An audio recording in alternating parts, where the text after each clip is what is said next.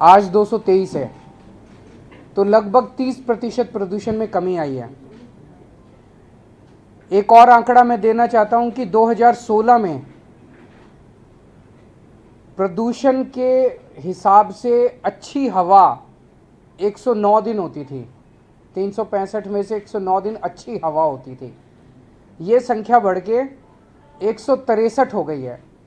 अब साल में 163 दिन अच्छी हवा होती है। 2016 में जो सीवियर पोल्यूशन होता था, बहुत खराब, ऐसे 26 दिन होते थे। अब ये संख्या घट के केवल 6 दिन रह गए हैं, जो बहुत खराब दिन होते हैं पूरे साल में। इसी दिशा में हमने इसमें कैंपेन चलाया पिछले कई सालों से, युद्ध प्रदूषण के विरुद्ध। उसी कड़ी में अब सर्दियां आ रही हैं। सर्दियों में हम देखते हैं पोल्यूशन बढ़ता है। पोल्यूशन को सर्दियों में पोल्यूशन को कम करने के लिए एक 15 पॉइंट विंटर एक्शन प्लान बनाया है। लेकिन उसके पहले मैं आपका ध्यान कुछ जो स्टेप्स लिए गए पिछले कुछ वर्षों में उनकी तरफ ध्यान दिलाना चाहूँगा, जिसकी वजह से प्रदूषण कम हुआ। उसके बाद हम 15 पॉइंट एक्शन प्लान पे आएंगे। एक काम किया गया कि बसें, पहले दिल्ली में पिछले कई वर्षों से बसों की खरीद नहीं हुई थी और उसकी वजह से लगभग 15 साल कोई बसें नहीं खरीदी गई दिल्ली में। तो उसकी वजह से दिल्ली में बसों की काफ़ी कमी हो गई, पब्लिक ट्रांसपोर्ट खराब हो गया, लोग अपने प्राइवेट ट्रांसपोर्ट पे शिफ्ट करने लगे। लेकिन पिछले दिनों में, पिछले 2-3 साल में हमने बहुत बड़े स्केल के ऊपर न केवल बसें खरीदी हैं बल्कि इलेक्ट्रिक बसें खरीदी हैं। तो आज दिल्ली में, आज तक के दिल्ली के इतिहास में सबसे ज़्यादा बसें दिल्ली में हैं। 7,135 बसें अभी दिल्ली की सड़कों पे हैं। इतनी बसें पहले कभी नहीं थी दिल्ली में। इनमें से 800 इलेक्ट्रिक बसें हैं। 2020 में हमने इलेक्ट्रिक व्हीकल पॉलिसी लॉन्च की थी, केवल बसों के लिए नहीं, सभी के लिए, प्राइवेट सेक्टर के लिए भी। और ये पॉलिसी देश ने, दुनिया भर में इसकी सराहना हो रही है। और आज दिल्ली के अंदर जितने बड़े स्केल के ऊपर इलेक्ट्रिक व्हीकल्स खरीदे जा रहे हैं, ये शायद पूरी दुनिया में सबसे ज़्यादा है। आज जितने व्हीकल्स रजिस्टर होते हैं, नए व्हीकल्स आज जितने खरीदे जाते हैं दिल्ली में, उसमें 17% व्हीकल्स ई व्हीकल्स खरीदे जाते हैं। जैसे जैसे विकास होता है वैसे वैसे पेड़ कटते हैं, सड़कें बनती हैं, बिल्डिंग्स बनती हैं। और देखा गया कि अलग अलग शहरों के अंदर जैसे जैसे विकास होता है वैसे वैसे जो हरित क्षेत्र है उसमें कमी आती है, पेड़ों में कमी आती है। दिल्ली में उल्टा हो रहा है।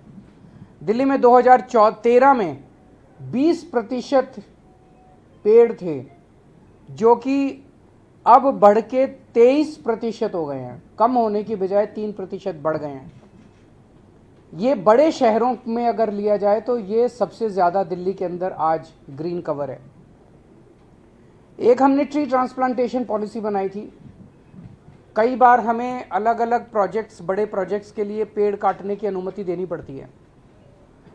कई पेड़ ऐसे होते हैं जो कई कई साल, कई 100 200 साल पुराने पेड़ होते हैं, बड़े बड़े पेड़ होते हैं, घने पेड़ होते हैं। ऐसे पेड़ों को अगर काट दिया जाए तो बहुत गलत है। तो ट्री हमने ये कंपलसरी कर दिया कि उसे आपको काटना नहीं है, उसे आप जड़ों के साथ आप उसको निकालेंगे और कहीं और ले जाके उसको लगा देंगे। इसका भी बड़ा अच्छा असर पड़ा है ट्री ट्रांसप्लांटेशन पॉलिसी का। दिल्ली में 2 थर्मल पावर प्लांट्स थे, उन दोनों को बंद कर दिया गया। तो आज दिल्ली देश का अकेला शहर है जहां पे कोई थर्मल पावर प्लांट, कोयला आधारित थर्मल पावर प्लांट नहीं है। डस्ट पोल्यूशन करने वालों के ऊपर खूब हैवी जुर्माना लगाया जा रहा है और वेब पोर्टल के जरिए उनका रियल टाइम मॉनिटरिंग की जा रही है। 1727 रजिस्टर्ड इंडस्ट्रियल यूनिट्स हैं दिल्ली में। पहले ये पोल्यूटिंग फ्यूल यूज करती थी, अब इन सबको पीएनजी, पाइप्ड नेचुरल गैस पे शिफ्ट कर दिया गया है।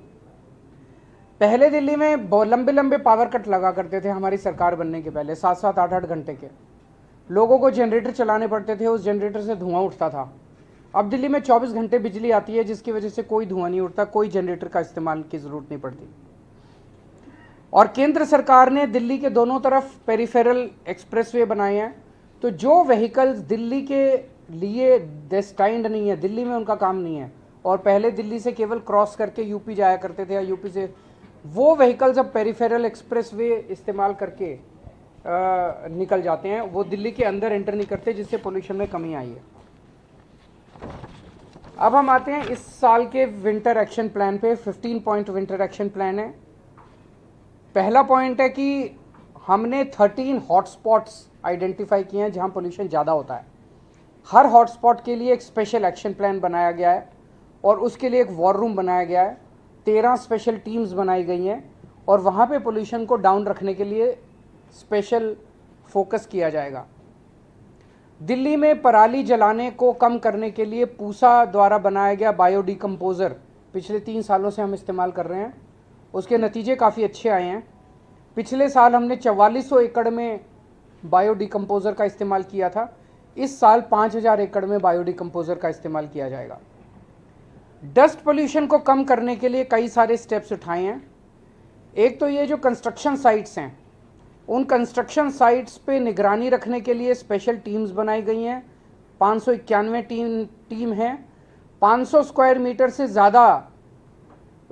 ज़्यादा निर्माण साइट्स वाले डस्ट कंट्रोल करने के लिए उनको वेब पोर्टल पे रजिस्टर करना पड़ेगा और 5000 स्क्वायर मीटर से ज़्यादा का अगर कोई कंस्ट्रक्शन साइट है तो उन्हें एंटी स्मॉग गन लगाना अनिवार्य होगा। सड़कों पे भी जो सफाई करते टाइम धूल उड़ती है, उसके लिए 82 मैकेनिकल रोड स्वीपिंग मशीन्स लगाई गई हैं। 530 वाटर स्प्रिंकलिंग मशीन लगाई गई हैं और 258 एंटी स्मॉग गन सड़कों के ऊपर चलेंगी विंटर के दौरान। जो व्हीकल से पोल्यूशन होता है उसको कंट्रोल करने के लिए पीयूसी सर्टिफिकेट्स की जांच करने के लिए और 10 साल से पुराने डीजल व्हीकल और 15 साल से पुराने पेट्रोल व्हीकल्स को प्रतिबंध के कंप्लायंस के लिए 385 टीम्स गठित की गई हैं। जो कंजेस्टेड एरियाज़ है, जहाँ ट्रैफिक ज़्यादा रहता है, वहाँ पे व्हीकल खड़ा हो जाता है और व्हीकल खड़ा होकर वहाँ पे पोल्यूशन करता है, ऐसे 90 सड़कों की पहचान की गई है और वहाँ पे ऑल्टरनेट रूट्स प्रोवाइड करे जाएंगे। उसको प्रचारित किया जाएगा कि आप इसको अवॉइड कीजिए, इस सड़क को आप यहाँ से निकल सकते हैं। खुले में कूड़ा जलाने पे प्रतिबंध है और 611 टीमों का गठन किया गया है जो इसके ऊपर निगरानी रखेंगी। मैंने जैसे कहा कि 1727 इंडस्ट्रियल यूनिट्स हैं रजिस्टर्ड, जो कि अब पीएनजी नॉन पोल्यूटिंग फ्यूल का इस्तेमाल कर रही हैं। इसकी निगरानी के लिए 66 टीमों का गठन किया गया है। एक ग्रीन वॉर रूम बनाया गया है 24 घंटे, जिसके ज़रिए निगरानी रखी जाएगी। ग्रीन दिल्ली ऐप जो लॉन्च किया गया था, उसका बड़ा सक्सेसफुल रिस्पांस रहा है। 3 साल पहले लॉन्च किया गया था। इसमें लगभग 70,000 शिकायतें आईं, जिसमें से 90% 63,000 शिकायतों का निपटारा कर दिया गया है। हम दिल्ली के लोगों को अपील करेंगे कि एंड्रॉयड और iOS के ऊपर ये ग्रीन दिल्ली ऐप है, उसे ज़रूर डाउनलोड करें और कहीं भी किसी भी तरह की अगर दिल्ली में प्रदूषण करती हुई एक्टिविटी दिखाई दे, उसको इस ऐप पे भेजें, हम उस पर तुरंत कार्रवाई करेंगे। Real time source apportionment study IIT Delhi और DPCC के साथ की जा रही है और उसके लिए राउज एवेन्यू में सर्वोदय बाल विद्यालय में एक सुपर साइट बनाई गई है। उसके जो डेटा है उसके साथ उसको इस्तेमाल करके हम जगह जगह एक फोकस्ड तरीके से एक्शन बना कर पाएंगे। पटाखों के ऊपर फिर से इस साल प्रतिबंध लगाया गया है और ग्रीन कवर बढ़ाने के लिए टोटल 1 करोड़ से ज़्यादा नए पौधे लगाए जाएंगे, जिसमें से 52 लाख पौधे दिल्ली सरकार लगाएगी। इको वेस्ट के लिए, ई वेस्ट के लिए 20 एकड़ ज़मीन पे होलंबी कला में एक ई वेस्ट पार्क बनाया जा रहा है और उसमें गति तेज लाने के लिए कंसल्टेंट की नियुक्ति कर दी गई है। जन जागरूकता अभियान चलाया जाएगा, जिसमें run against pollution, red light on गाड़ी ऑफ, ये सब कैंपेन्स चलाए जाएंगे। पोल्यूशन कोई बाउंड्रीज नहीं देखता। हरियाणा की हवा इधर दिल्ली आती है, दिल्ली की हवा यूपी जाती है। सो आसपास के सभी स्टेट्स के साथ मिलके हमारी कोशिश है कि हम पोल्यूशन की पोल्यूशन को कम करें। इसमें सेंट्रल CAQM जो है उसके साथ भी मिलके, centre for science and environment का डेटा बताता है कि दिल्ली में जो पोल्यूशन है वो 31% दिल्ली के इंटरनल सोर्सेज की वजह से है और 69% जो है वो बाहर के सोर्सेज की वजह से है। तो बाहर के आसपास के स्टेट से हमारी अपील है कि जितने दिल्ली में व्हीकल्स आते हैं वो सीएनजी के ऊपर करें। दिल्ली में आसपास के जो एरियाज़ हैं, दिल्ली के एनसीआर के एरियाज़ हैं, वहाँ पे पोल्यूटिंग फ्यूल वाली इंडस्ट्रीज़ को पीएनजी में शिफ्ट किया जाए। ईंट भट्टे वाले जो हैं, ईंट भट्टे को जिगजैग टेक्निक होती है जिसमें पोल्यूशन नहीं होता, उस पर शिफ्ट किया जाए। 24 घंटे बिजली अगर होगी एनसीआर में तो डीजल जनरेटर की ज़रूरत नहीं पड़ेगी, वो भी किए जाएं। एनसीआर एरिया के अंदर भी पटाखे के ऊपर पूर्ण प्रतिबंध होना चाहिए। और जो ग्रैप है, आखिरी पॉइंट, ग्रैप को पूरी शिद्दत के साथ लागू किया जाएगा। अब ग्रैप में CAQM के ज़रिए और सेंट्रल गवर्नमेंट के अन्य एजेंसीज़ के ज़रिए 3 दिन बाद का वो पता चल जाता है, ये पूर्वानुमान फोरकास्ट होता है, तो उसके बेसिस पे ग्रैप को लागू किया जाता है जिससे कि पोल्यूशन को पहले से कंट्रोल किया जा सके। तो ये कुछ एक मेजर्स हैं। अब अगर आपके कोई क्वेश्चंस हैं तो। सर, पराली को लेकर अभी आप क्या स्थिति देख पा रहे हैं? रियल टाइम सोर्स आपका क्या कह रहा है? पड़ोसी राज्यों में कई जगह खबर आई है कि जलने लगी है। देखिए, पंजाब का मैं थोड़ा सा बताना चाहता हूँ। पिछले साल हमारी मार्च में सरकार बनी थी, तो 6-7 महीने हमें मिले। पिछले साल पंजाब का डेटा ये दिखाता है कि 6-7 महीने में जो भी स्टेप्स लिए गए थे उससे 30% उसके पहले साल के मुकाबले 30% पराली कम जली थी। ये सरकारी आंकड़े बताते हैं। इस साल भगवंत मान सरकार ने कई सारे स्टेप्स उठाए हैं। एक है डाइवर्सिफिकेशन ऑफ क्रॉप्स, कि आप चावल की जगह दूसरी क्रॉप उगाइए, उससे पानी भी बचेगा पंजाब का और उससे स्टेबल बर्निंग भी वो होगी।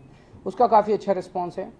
दूसरा है चावल की वैरायटीज़, शॉर्ट टर्म वैरायटीज़ हैं, उसमें PL 126, 127, 128 और एक बासमती, इसके ऊपर फोकस किया गया है कि इसको इस्तेमाल किया जाए। तो ये शॉर्ट टर्म वैरायटी जो है इसमें कम स्टबल होती है और स्टबल को डिस्पोज करने के लिए पीरियड ज़्यादा मिल जाता है, तो उसमें जलाने की ज़रूरत नहीं पड़ती। तो इसका भी काफ़ी अच्छा रिस्पांस है। इस बार काफ़ी लोगों ने इसको इस्तेमाल किया है। दूसरा XC2 मैनेजमेंट जो है स्टबल बर्निंग का, उसके लिए डिस्ट्रिक्ट वाइज कुछ कंपनीज़ ने आगे आके, इंडियन ऑयल है, एक जर्मन कंपनी है, उन लोगों ने आगे आके कुछ डिस्ट्रिक्ट्स को, जैसे इंडियन ऑयल ने शायद संगरूर को अडॉप्ट किया है, तो वो पूरी की पूरी उस डिस्ट्रिक्ट में जितनी स्टबल होगी वो उसको खुद लेके जाएंगे ट्रांसपोर्ट, और उसको बिजली में या खाद में कन्वर्ट करेंगे। तो इस तरह के कई सारे और स्टेप्स लिए गए हैं। तो अभी एग्जैक्ट डेटा कहना कि इस बार स्टबल कितना कम जलेगा कहना मुश्किल है, लेकिन मेरे हिसाब से काफ़ी इम्प्रूवमेंट होना चाहिए। सर, ये तैयारी जो आपने की है, मतलब 28 अलग-अलग विभागों से आपने बात की है, जो क्लाउड सीडिंग की बात हो रही थी, अगर जरूरत पड़ेगी उसके लिए कितना तैयार है? और मुझे लगता नहीं कि इस साल हम कर पाएंगे। वो एक आइडिया आया था, एक्सपर्ट्स की टीम आई थी, उनके साथ हमने चर्चा की थी, CIA की टीम आई थी उसमें, लेकिन थोड़ा समय लगेगा। तो इस साल हो पाएगा ऐसा नहीं है। सबसे खराब प्रेडिक्शन क्या है, किस तरीके की जानकारी मिली, कब से दिल्ली का आबोहवा थोड़ी खराब? देखिए, नॉर्मली देखने में आया है कि 15 तारीख के बाद से जब पराली जलनी चालू होती है और हवाएं जो हैं वो इस तरफ आती हैं, तब पोल्यूशन थोड़ा थोड़ा बढ़ना चालू होता है दिल्ली का। इस साल देखते हैं कि पड़ोसी राज्यों में जो स्टबल बर्निंग है अगर वो कम हुई तो जाहिर तौर पे इस बार पोल्यूशन की इंसिडेंस भी कम होगा। सर, 1 तारीख से जैसे ग्रैप लागू हो जाएगा तो डीजल जनरेटर बंद करते हैं दिल्ली एनसीआर, लोगों का कंसर्न ये रहता है जो हाई राइज बिल्डिंग में रहते हैं, दूसरी जगहों पे रहते हैं। दिल्ली में तो होते नहीं है। एनसीआर के लिए मेरी अपील है आसपास के राज्यों से कि अगर आप 24 घंटे बिजली सप्लाई करेंगे तो उनको DG सेट्स इस्तेमाल नहीं करने पड़ेंगे। सवाल इसमें ये भी है कि आप तो काम कर रहे हैं, अगर नेबर स्टेट में काम नहीं होता, हालांकि आप लोग चिट्ठियां लिखते हैं, उसका जवाब आता नहीं है, आप लोग ये कहते हैं, इस बार कैसे उसको काम करें? हम CAQM से भी बात करेंगे, जो वो कमेटी है कुट्टी साहब की, उनसे भी बात करेंगे। उनका मैंडेट है कि आसपास के राज्यों को इसके लिए तैयार किया जाए। सर, आपको लगता है जितने प्रतिबंध देश की राजधानी दिल्ली में लगाए जाते हैं, पड़ोसी राज्यों में उतने प्रतिबंध नहीं फॉलो किए जाते? करने चाहिए, क्योंकि दिल्ली इशू केवल दिल्ली का नहीं है। दिल्ली में जैसे हम जिम्मेदारी के साथ काम कर रहे हैं, हरियाणा के लोग हैं उनको भी साफ़ हवा मिलनी चाहिए, पंजाब के लोग हैं उनको भी साफ़ हवा मिलनी चाहिए, UP के लोग हैं उनको भी साफ़ हवा मिलनी चाहिए। क्योंकि दिल्ली देश की राजधानी है, मीडिया का सबसे ज़्यादा फोकस दिल्ली पे होता है। सो थोड़ा सा फोकस अगर आप लोग भी अपना आसपास शिफ्ट करोगे तो वो भी तेज़ी से काम करेंगे। एक संयुक्त मीटिंग होनी चाहिए, क्योंकि वो भी होनी चाहिए। मुझे लगता है कि अगर सभी की मीटिंग अगर या तो CAQM बुला ले या केंद्र सरकार बुला ले तो उसके ऊपर एक जॉइंट प्लान बनाया जा सकता है।